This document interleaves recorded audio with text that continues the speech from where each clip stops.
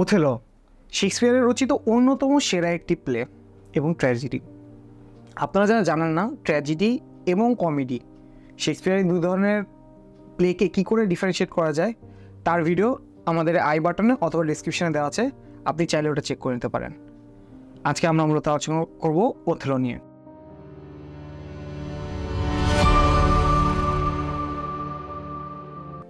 Hello everyone, welcome to Engates. I Mohammad Latifur Rahman. আজকে আমরা আলোচনা করব ওথেলো নিয়ে। ওথেলো মূলত ইতালির ভেনিস শহরের একজন মুর বলতে কি বোঝানো হয়?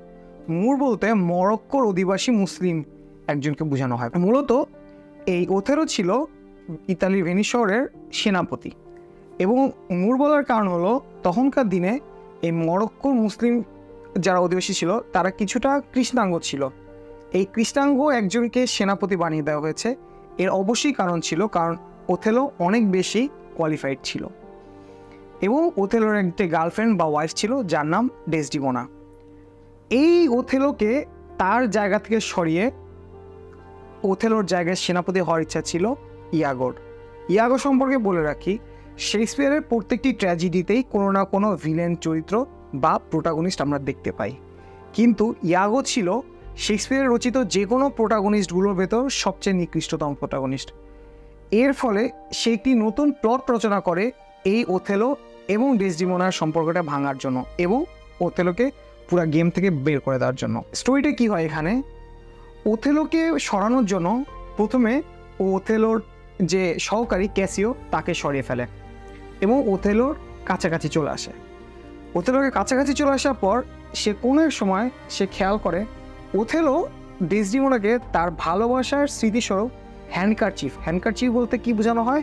একটি চারকোনা রুমাল টাইপের, তার ভালোবাসার স্মৃতি হিসেবে একটি হ্যান্ডকারচিফ একটা রুমাল দিয়েছিল। কিন্তু সেই রুমালটা একসময় ডেসডিমোনার হাত থেকে হারিয়ে যায়। তখন ইয়াগো কি করে, সেই রুমালটা তার কাছে রেখে দেয় এবং সে একটি কাহিনী রচনা করে। সে ওথেলোকে বোঝায় যে হ্যাঁ, ডেসডিমোনা আপনার সাথে চিট করছে এবং দেখেন ওই ডেসডিমোনার যে রুমালটা আছে সেই রুমালটা তার কাছে নাই। এবং সে ওথেলো বাসায় যায় এবং ডেসডিমোনাকে জিজ্ঞেস করে তার রুমালটা, এবং সে রুমালটা সেখানে না পেয়ে তার সন্দেহ আরও বেড়ে যায়। এবং ধীরে ধীরে যে কোনো একটা সম্পর্কে সন্দেহ যখন ঢুকে যায় তখন সেই সম্পর্কটা আস্তে আস্তে ভাঙা শুরু করে। সম্পর্কটার ভেতর সেই জোরটা আস্তে আস্তে থাকে না, একটা সন্দেহর বাতিক তৈরি হয়। সহজ বিষয়, যেখানে কোনো সন্দেহ করার অবকাশ ছিল না সেখানেও সন্দেহ তৈরি হয়। সেখান থেকে একটা পর্যায়ে ওথেলো কিছুটা মানসিকভাবে বিকারগ্রস্ত হয়ে তার ওয়াইফ ডেসডিমোনাকে হত্যা করে এবং পরবর্তীতে সে অনুশোচনায় সে নিজেকে হত্যা করে, যার ফলে ইয়াগো যেটা করতে চেয়েছিল ওথেলোকে তার স্থান থেকে সরানো, সেটা সে সফল হয়। এবং যদিও এখানে ট্র্যাজেডি একটি প্লে এখানেই শেষ হয়ে গেছে, কিন্তু এখানে জিনিসটা শেষ হয়নি। ওথেলো সিনড্রোম নামে একটি বৈশিষ্ট্য ধরা হয়। ওথেলো সিনড্রোম ধরা হয় সন্দেহভাজন একটি সিনড্রোম, যেখানে মানুষজন সন্দেহের বাতিক হয়।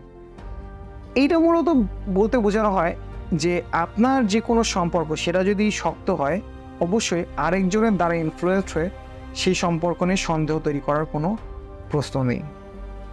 আশা করি আপনার এটা ভালো লেগেছে। আজকের দিনে তৈরি হওয়া একটি সমস্যা যেটার সমাধান হয়তো 1600 সালেই শেক্সপিয়ার দিয়ে গেছিল। তাই বলা হয়ে থাকে, আপনি যদি চান শ্রেষ্ঠ জ্ঞানীদের জ্ঞানগুলো আপনার কাছে রাখতে, অবশ্যই আপনাকে আরও বেশি বই পড়তে হবে। আর সেরকম সময় যদি আপনার হাতে না থাকে, অবশ্যই আপনি এরকম কিছু ভিডিও মাঝে মাঝে দেখতে পারেন। এই ভিডিওটি যদি আপনার ভালো লেগে থাকে, অবশ্যই একটি সাবস্ক্রাইব দিয়ে রাখবেন এবং কমেন্ট করে জানিয়ে দিন আপনি কী ধরনের ভিডিও চান পরবর্তীতে। আমরা অবশ্যই চেষ্টা করব সেরকম ভিডিও বানানোর জন্য। অ্যাক্টিভ লার্নিং, প্যাসিভ লার্নিং কী করে করতে হয় সেটা যদি আপনার জানা না থাকে, এই আই বাটনে প্রেস করুন অথবা ডিসক্রিপশানে দেখুন, আমাদের এটা নিয়ে একটা পুরোপুরি ভিডিও রয়েছে। আপনি একটা আইডিয়া পাবেন কী করে আপনি আপনার ফাঁকা সময়, যখন আপনি বসে আছেন সেই সময়টাকে আপনি ইউটিলাইজ করতে পারেন। আপনার যেসব বন্ধুবান্ধব আপনার সাথে প্রিপারেশন নিচ্ছে তাদের কাছেও এটা শেয়ার করে দিতে পারবেন। ভালো থাকবেন, সুস্থ থাকবেন, এনগেটসের সঙ্গে থাকবেন। ধন্যবাদ সবাইকে।